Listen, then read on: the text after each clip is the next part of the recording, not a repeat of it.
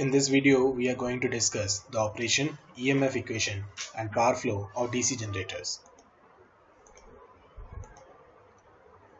To operate this DC machine as a generator, we rotate the entire armature structure using a prime mover.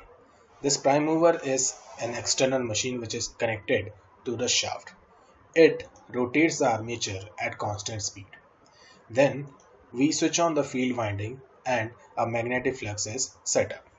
This is the magnetic lines or the magnetic flux that is generated by field windings. Now the armature is rotating, and when it rotates, it cuts through the magnetic flux. Okay, so the armature winding cuts through the field flux or the magnetic flux. And due to electromagnetic induction, now an EMF will be induced in these armature winding, which is governed by Fleming's right hand rule. So, to understand the operation of DC generator, let us consider a two-pole DC generator which has one north pole and one south pole. Now, consider if it is the north pole and it is the south pole, then the direction of magnetic field is from upwards to downwards. Let us suppose the armature is being rotated in this direction, in clockwise direction, by the prime mover. So let us consider the conductors in this slot of armature. So these armature winding will experience a field in this direction because it is near to north pole. The field acting on these armature conductors will be in direction from upwards to downwards. Since the armature is rotating in clockwise direction, the instantaneous direction of motion of this armature conductor will be in the right side, like this. So for this armature conductor, the direction of magnetic field is downwards and the direction of motion is towards right. Therefore, by Fleming's right hand rule, the direction of current EMF induced in this armature winding, or rather a direction of current in this armature winding, will be like this. That is, it is going into the screen. Okay, so the direction of motion is in the right direction. The direction of motion is in the right direction. The magnetic field is downwards, and then the current will be inwards, right? Since the current is inwards, we can represent it by a cross. These armature windings, this one and this one, are also near to the north pole. For these armature windings also, the field will be in this direction, the motion will be towards this direction, therefore current will be like this. So for these set of conductors, armature conductors, the current is going into the screen. Now let us consider this armature conductor which is near the south pole, directly under the south pole. For this, the field is again in this direction, which is from upwards to downwards. Now this armature is rotating in clockwise direction. For this armature conductor, the instantaneous direction will be towards left. Therefore, the direction of current in this armature conductor will be like this. That is, it will be coming out of the screen. So the direction can be given by this. This is the direction of motion. This is given by the magnetic field. So this is the current which is coming out of the screen. Okay, so since the current is coming out of the screen from this armature conductor, we can have a symbol like this. It is marked by a circle. Similarly, these armature conductors are also near south pole, so the current direction in these conductors will be like this as well. But as far as this armature conductor is concerned, the magnetic field direction is downwards. Also, the instantaneous direction of motion will be downwards as well. Therefore, there will be no current in this armature conductor because the motion and the magnetic field are not orthogonal. Similarly, for this armature conductor, the magnetic field is downwards and the motion, instantaneous motion, is upwards. Again, these are not orthogonal, therefore no current will be present in this armature winding. So for these set of windings, current is going into the screen, and for these set of windings the current is coming out of the screen. If we connect an external load, what will happen? The current will go from loads this terminal, it will enter the commutator bus, and then it will go to these armature conductors, and the current will go into the screen. It will come back to these armature slots, and the current will come out of the armature conductor, will go to this commutator and brush, and then it will go back to the load. Since the current is coming out of this brush from the machine, then this terminal will be positive and this terminal will be negative, because this is a DC generator which produces DC electricity. The current is coming out from this machine from this brush, so this brush will be of positive polarity and this brush will be of negative polarity. Now we want to deduce the EMF equation of DC generator. For that we mark certain parameters. Let P, capital P, will be the total number of poles in DC generators. Total number of poles are always even in number because monopoles are not allowed in magnet. So number of P is the total number of poles. It can be 2, 4, 6 depending upon the application. Let phi is the useful flux per pole in Webers. So phi is the flux that is available at each pole. Phi is the flux available at this pole, this pole, this pole and this pole. So it is useful flux per pole in Webers. Capital N is the armature speed in RPM. So this is the speed in the armature, which is N, and it is in RPMs. Z is equal to total number of armature conductors. We know we take a wire, we put in this slot, take that out of this slot, and we make number of turns. So each turn that passes through this armature slot is counted as one single conductor. So if we put 4 turns in this armature slot, so we'll say there are 4 conductors in this armature slots. So likewise, if we count them all up, then the total number of armature conductors are Z. And A is a total number of parallel path between brushes of opposite polarity. So if these set of armature conductors are connected to this brush and this set of armature conductors are connected to this brush, suppose this brush is at negative polarity and this brush is at positive polarity, then between these two, 4 armature conductors are in parallel. So the value of A will be 4. We can remember that the armature winding comes out of the armature core and it goes to commutator bar as well. So you can see there are number of wires that are coming out of the single slot. So the wires that are in single slot are in parallel. Therefore EMF induced in them will not add up because these conductors will be in parallel. Next, we wish to find out the average generated voltage per conductor. So in a single conductor, the voltage generated is given by flux cut per revolution in Webers and time taken for one revolution in second.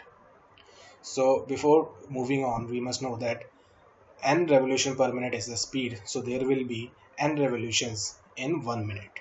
That means n revolutions are there in 60 seconds. So for time taken to complete one revolution will be 60 by n seconds. Next, so the average generated voltage per conductor will be P phi n by 60.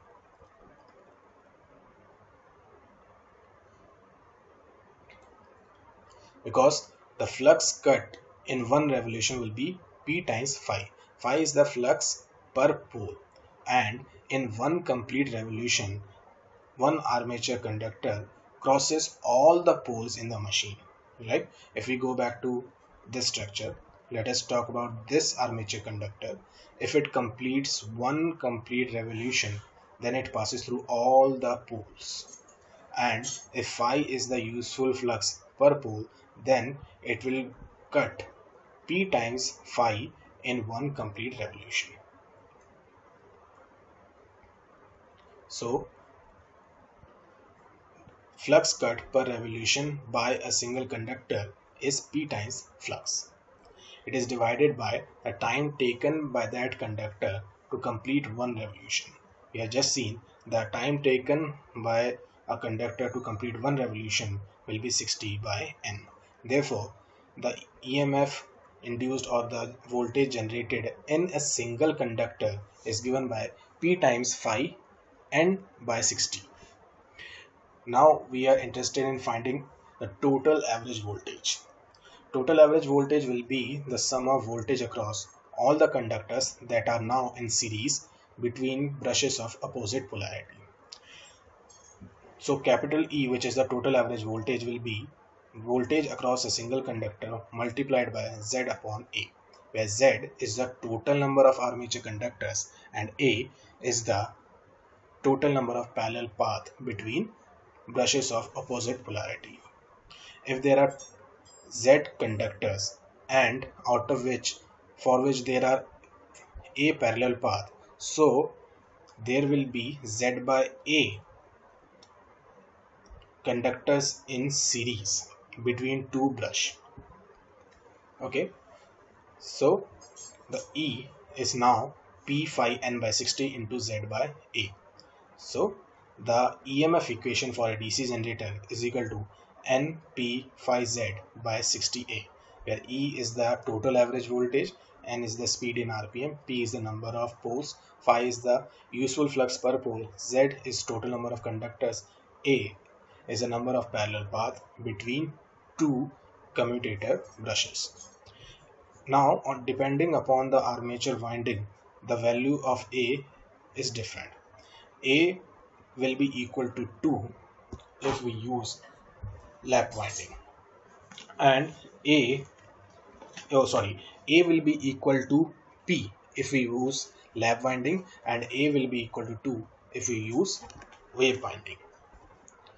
Now let us move to another analysis of EMF equation of DC generator. Before moving on, we must understand that there are the speed of the DC generator is n revolution per minute, so it is n by 60 revolution per second. Speed can also be given in radian per second, and we know omega radian per second speed is equal to 2 times the speed in revolution per second. So it becomes 2 pi n by 60. So from this equation we can have a relation that n by 60 is equal to omega by 2 pi. In the last slide we have deduced the EMF equation of DC generator to be Np phi Z by 60A. If we substitute the value of n by 60, which is equal to omega by 2 pi, the EMF equation becomes omega p phi Z upon 2 pi A. Out of these parameters, P, Z and A are constant for a given machine, whereas phi and omega are variable. So we substitute K is equal to Pz by 2 pi A, which is constant for a given machine. For a given machine, the number of poles, the number of total conductors and parallel paths will be constant. Now this equation becomes E is equal to K phi omega, where omega is the armature speed in radian per second. So if we wish to increase the EMF induced in the armature winding or the voltage generated in the DC generator, we must increase the speed of the armature by using prime mover if the excitation is kept constant. Now next is torque equation of a DC generator. The electrical power in the armature is given as E into Ia. E is the voltage generated in the armature winding and Ia is the armature current. So E times Ia will be the electrical power that is there in the armature. Similarly, there will be a mechanical power which is due to the prime mover rotating the DC armature, and the mechanical power is given as tau omega. Tau is the torque in the shaft and omega is the speed of rotation of the armature. This mechanical power is equal to electrical power, right? We have just seen that the EMF induced in the DC generator depends upon the speed of the shaft. This happens because the mechanical power developed in the shaft is equal to the electrical power induced in the armature. So mechanical power is equal to electrical power. Therefore, tau omega is equal to E times Ia. We know that E is equal to K phi omega. We put this value in this equation. So T omega is now K phi omega I. From here, we can have an equation T is equal to K phi Ia. So here are two equations, E is equal to K phi omega and T is equal to K phi Ia. We now see that the EMF generated in the DC machine is proportional to the speed of rotation of the armature, and the mechanical torque generated in the machine is proportional to the armature current Ia. If the electrical load on the DC generator increases, that means Ia will increase, which will increase the torque of the machine. Now next is power flow in DC generator. First of all, there is shaft power. This is the mechanical power which is developed in the shaft by prime mover. When prime mover rotates the armature, it develops the mechanical power in the shaft, and it is called the shaft power. Then rotational losses will be subtracted from shaft power to give armature power. The rotational losses are combination of mechanical losses, core loss and stay losses. What are rotational losses? It is combination of mechanical losses, core loss and stray losses. Mechanical losses is combination of loss due to friction and loss due to windage. Since the rotor is supported on many gears, there will be certain friction and windage in the rotor and the armature, due to which mechanical losses will occur. The core loss is the loss in field winding to set up magnetic field. We know whenever we want to set up certain magnetic field by passing a current in the winding, some part of that energy will go to in just setting up the magnetic field. But core loss is related to electrical quantities.